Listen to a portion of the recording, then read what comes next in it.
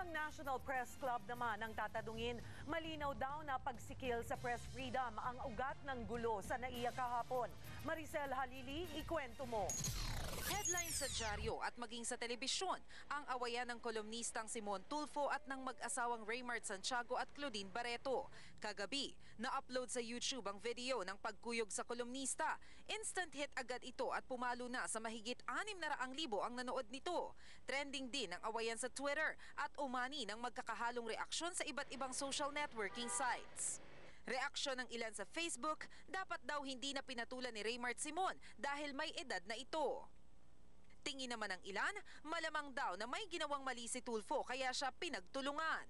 Binanata naman ng ilang netizen ang mga gwardiya sa NAIA dahil wala raw silang nagawa para pigilan ang gulo. Hati rin ang opinyon ng mga nakausap natin. Siya masyado nagpadala sa ng ulo sila Raymart at Claudine. Yung pagkuha niya ng pictures or pagkuha niya ng videos, parang hindi naman po yun yung tamang paraan kung sabihin mo nag-care.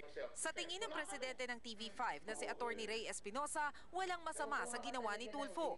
Oras daw na masangkot ang mga kilalang personalidad sa isang insidente, natural lang na kunan nito ng larawan o video ng isang lehitimong journalist tulad ni Mon. We do not condone journalists who use their power for legitimate purposes, no? But here, this was a legitimate incident that a legitimate journalist can cover, and if he's manhandled for doing that, then the press and network should stand by him. No?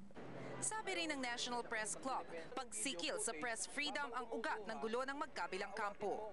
Ikaw bilang artista, may responsibilidad kang umarte. Nagkataon na yung arte mo hindi maganda, nakunan ka.